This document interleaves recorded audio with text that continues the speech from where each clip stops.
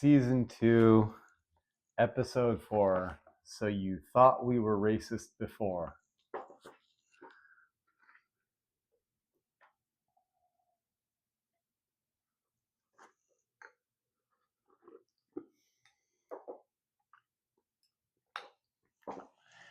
I need a chaser, yeah. I'm not a big booze hound. I just can't put myself out in the public sphere on any level without something shielding me from the harsh reality of being a trans woman in a cis supremacist Nazi world. Sorry. Season 2, Episode 4, Inca Mubby Girl. Oh, great. More culturally dubious stuff. And I say dubious in the most eye-rolly way. I'd sell Xander to Armenians too. Shame the show didn't.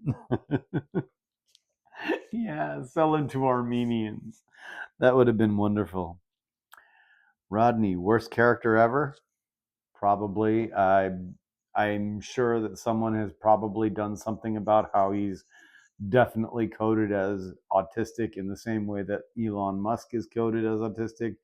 Even though I don't believe Elon Musk is autistic, I think he's a sociopath, or probably more likely a psychopath like Donald Trump, who is also a murderer, rapist, pedophile, and every other thing else that is bad under the sun. Sorry, I got lost there for a second. All dark people do curses on this show. It's so weird how 90s people pretended to be progressive. I was there. I grew up in it. I watched Pearl Jam, and Pearl Jam show at Ventura Concert Theater was one of my first concerts.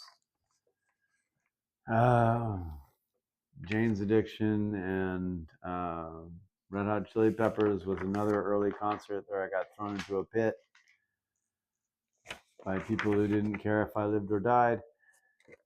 It was a weird time. You know. I was too young for any of that shit. Honestly. Whatever. Oh God, Willow pining for Xander again. The objectively worst character. Which we know. The mummy protector guy looks more like a pirate to me. Big point I wanted to make. In their gloriously insensitive attempt to be racist without being racist, that Incan protector guy really looks like, the kind of swashbuckler that would appear on the cover of a romance novel. To me. I don't know. Hard to care about much else with Xander ruining everything he touches. Yeah, well, I mean, he's Xander.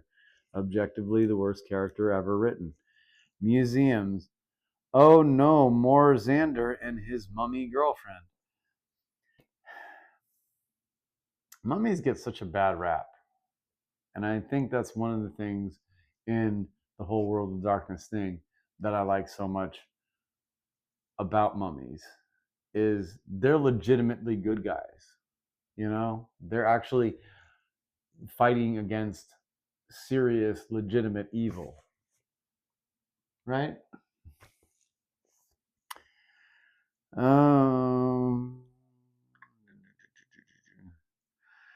Whenever Xander isn't in a scene, the characters should talk about him. Like Poochie. Dingo Band is inanity in music. Yeah, they're that band, Werewolf Boys band. The music is so bad and so generic that it makes me sick to my stomach every time they're mentioned in the show because they're so popular. All the people seem to love them and they're just so bland and inoffensive, and it's like I mean, I get you can't afford to have huge bands on all the time, and I think, as far as I can tell, the only one that I actually recognize would Kiva Maddow. I don't know. They, yeah, I'm probably pronouncing that wrong. Huh? All the people are gonna come at me. Oh, I'm gonna shut up about it.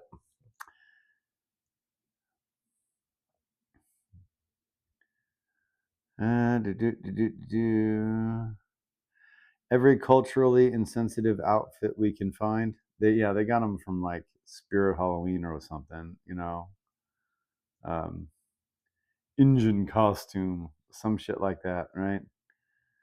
Ugh. Wow, it takes the Scooby so long to figure out the least mysterious stuff. Yeah, this one was not like deep thought, right? Oz can see her face. How does he not recognize Willow?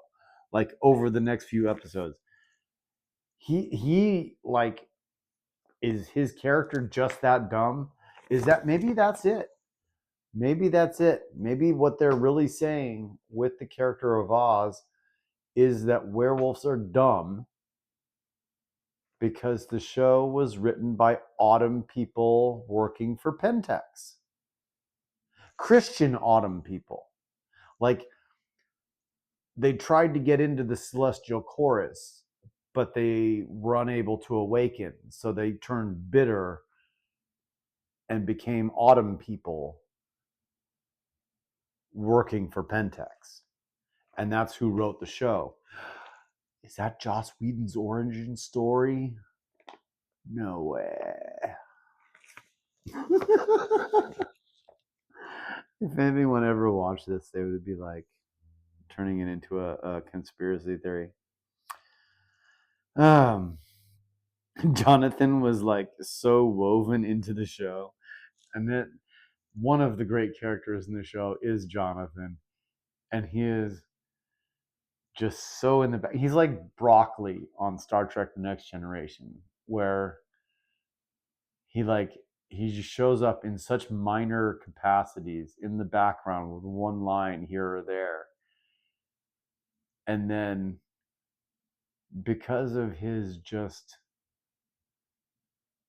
honestly sheer bad luck, he's like the opposite of a halfling in D&D. Instead of having good luck that he can re-roll whenever he fails something, whenever he succeeds at something, the DM re-rolls